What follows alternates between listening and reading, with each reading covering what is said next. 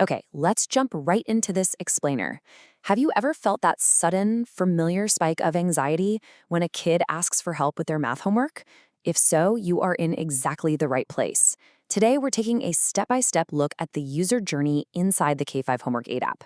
We're going to see how it attempts to take what is usually a pretty stressful evening chore and transform it into a structured, really supportive learning environment. We'll cover the whole shebang from snapping a picture of a messy worksheet all the way to the final high five of a digital reward. Look, we've all been there, right? Staring blankly at a child's math assignment, completely forgetting the steps. You look at a complex multi-digit multiplication problem and suddenly you feel like you're right back in the fifth grade yourself, just praying the teacher doesn't call on you. Well, that exact moment of panic is where this app steps in. It's not just about spitting out the right answers. It's really about bridging that frustrating gap between what the kid is learning in the classroom today and what we parents vaguely remember from decades ago. So the journey kicks off super simply right here, where you select the child's grade.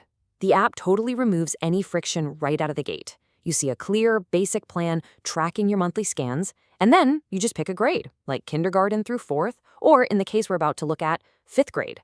From there, you just choose whether to snap a photo with your camera or grab one from your gallery. No clunky menus, no nonsense, just getting straight to helping your kid.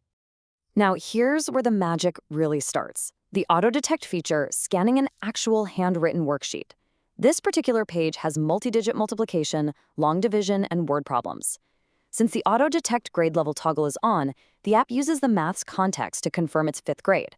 But really, I want you to zero in on question 1.3. It's 1,284 times 36. The student wrote down 46,222. Keep that in your back pocket because we're going to follow this specific problem closely to see exactly how the system handles a real error. The moment you hit that big green Analyze Homework button, the system takes the wheel. A really clean overlay pops up letting you know it's analyzing homework and, crucially, that it's checking every answer twice. Honestly, that is a fantastic piece of user experience design. By openly stating that it double-checks its own work, the app builds immediate trust. It tells you it's not just taking a wild guess at messy handwriting, it's running a rigorous check before it gives you any feedback. And this is just brilliant. It shows the sheer depth of the tech working behind the scenes. The app doesn't just grade the math, it fully verifies it. Take question 1.1, for example, which was multiplying 347 by 28. The app breaks down the standard algorithm exactly the way a student learns it. 347 times 8 is 2,776, times 20 is 6,940, adding up to 9,716. But then it goes a step further. It uses a reverse operation, dividing 9,716 by 28 to make absolutely sure it gets back to 347. It literally shows its work to the parent, so you have absolute confidence it's grading accurately. Boom, you get the results page, and it instantly builds a game plan for you. Right at the top, a nice visual progress bar shows the score. 7 out of 9 correct. But when you scroll down to the details, it flags our old friend, question 1.3.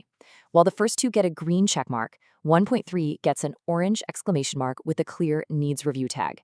So as a parent, you immediately know exactly where you need to focus your time and energy for the night. No guessing required. But hey, what if you don't actually have time to analyze every single mistake yourself? Well, before you even sit down with your kid, you can tap into the parent tips section and read what it calls tonight's headline. This is a quick AI-generated summary that highlights the child's strengths, like, hey, they've got a great grasp on division and problem solving. But it also pinpoints the weaknesses, noting that a few minor calculation errors mean you should probably review subtraction and multiplication steps. It basically hands the parent an informed, gentle game plan before the tutoring session even begins.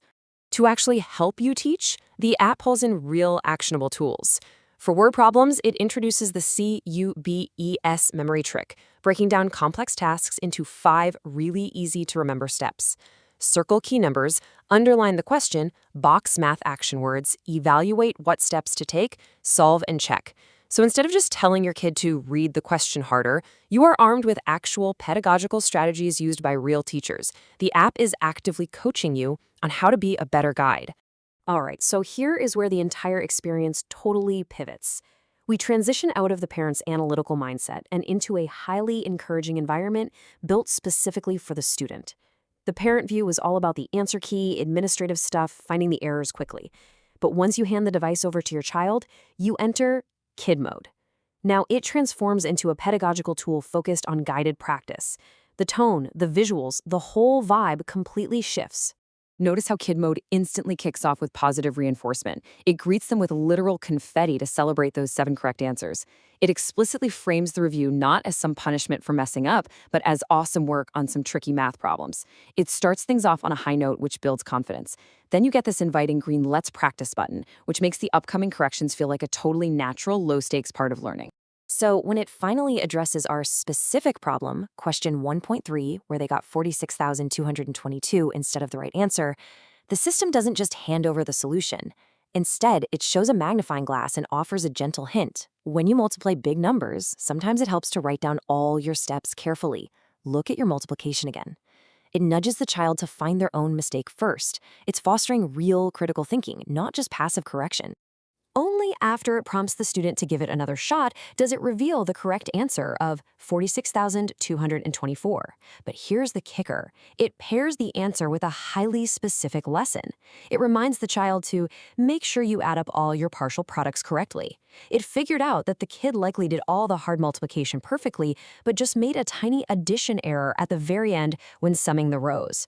That level of targeted feedback is exactly what helps a student actually improve. Then it beautifully closes that feedback loop by gamifying the learning. It awards the student a golden trophy and pops up a new trick unlocked screen. The trick? Check your work. It teaches them that after solving a problem, they should use the opposite math operation to verify it. If you divide, multiply to check. By framing a correction as an unlocked skill, the child leaves feeling totally empowered, ending the session by tapping a bright orange awesome button. To wrap the whole chronological journey up in a nice, neat bow, the app compiles all this analysis into a sleek, one-page PDF summary. It's instantly ready to be shared. This is an absolute game changer for keeping everyone on the same page. You can easily text it to a co-parent working a late shift, or shoot it over in an email to the child's teacher so they know exactly which concepts the student was struggling with the night before. As we bring this explainer to a close, I really want you to consider the bigger picture here. We've just seen how an app can step in to not only grade the math, but actually coach the parent and gently guide the child through their unique mistakes. So how will transforming what's historically been a friction-filled chore into a structured, supportive digital experience permanently alter the landscape of the kitchen table? When parents are given the tools to be confident tutors and kids get a safe space to fail and learn, doesn't that change the whole dynamic? Thanks for joining me on this deep dive, and keep asking how these tools are reshaping the future of learning.